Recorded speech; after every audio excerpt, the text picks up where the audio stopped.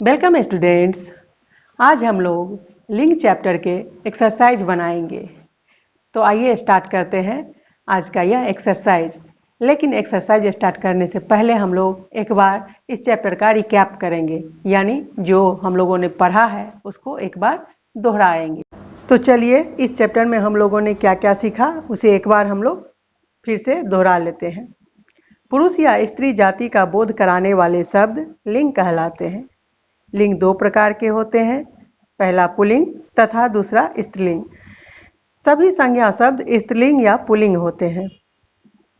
कुछ शब्द सदैव पुल्लिंग और कुछ शब्द सदैव स्त्रीलिंग रूप में रहते हैं।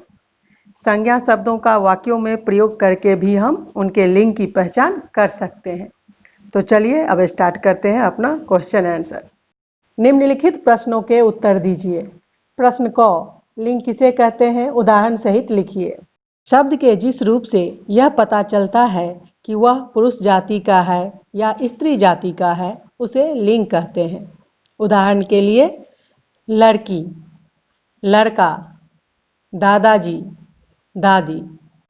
प्रश्न ख, लिंग के कितने भेद हैं, उनके नाम लिखिए। लिंग के दो भेद हैं, स्त्रीलिंग और पुल्लिंग। प्रश्न ग, सदा पुल्लिंग रहने वाले 5 प्राणीवाचक शब्द लिखिए। 5 प्राणीवाचक पुल्लिंग शब्द जैसे कछुआ, चीता, तोता, उल्लू, मगरमच्छ और खरगोश। इनका हमेशा पुल्लिंग रूप में ही इस्तेमाल होता है। प्रश्न घ, सदा स्त्रीलिंग रहने वाले 5 प्राणीवाचक शब्द लिखिए। 5 प्राणीवाचक सदा स्त्रीलिंग रहने वाले शब्द हैं जैसे मछली, कोयल, मैना, तितली, मक्खी और मकड़ी। प्रश्न 2, सही उत्तर पर सही का निशान लगाइए। क, स्त्री या पुरुष जाति का बोध किससे होता है? तो लिंग से होता है। ख, नदी का नाम गंगा कौन सा लिंग है? स्त्रीलिंग है। ग, बेटा का स्त्रीलिंग रूप क्या होगा? बेटी होगा। घ, औरत का पुल्लिंग रूप क्या होगा? औरत का पुल्लिंग रूप होगा आदमी। अंग, कौन सा शब्द स्त्रीलिंग और पुल्लिंग दोनों में प्रयोग किया जा सकता है? तो प्रधानमंत्री शब्द स्त्रीलिंग और पुल्लिंग दोनों में एक समान प्रयोग होता है। दिए गए शब्दों का उचित पुल्लिंग स्त्रीलिंग लिखिए।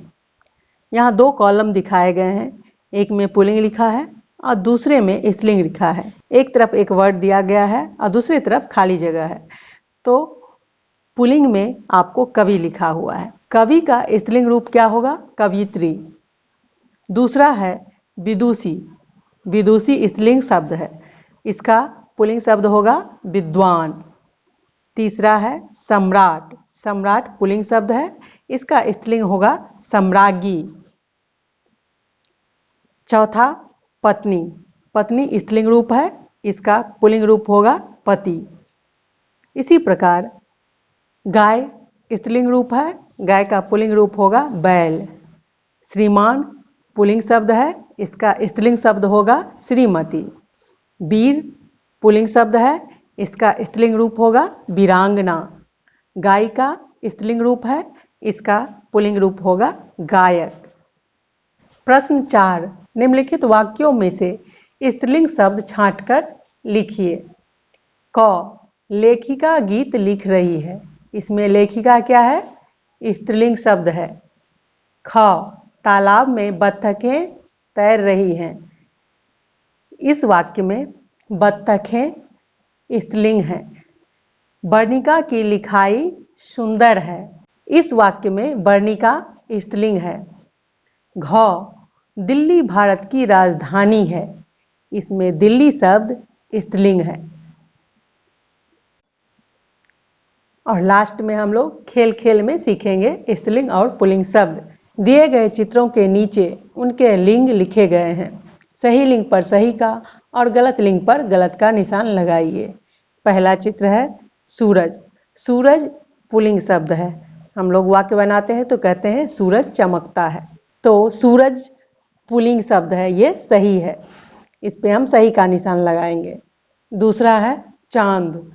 चांद भी आसमान में चमकता है, यानी ये भी पुल्लिंग है, इसलिए ये जो यहाँ पर स्त्रीलिंग लिखा है ये गलत है। इस पे हम गलत का निशान लगाएंगे।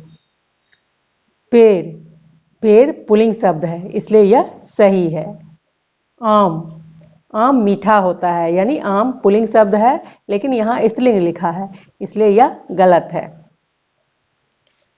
कुर्सी, कुर्सी स्त्रीलिंग शब्द है, लेकिन यहाँ पुल्लिंग लिखा है, इसलिए यह गलत है। यहाँ गलत का निशान लगाएंगे।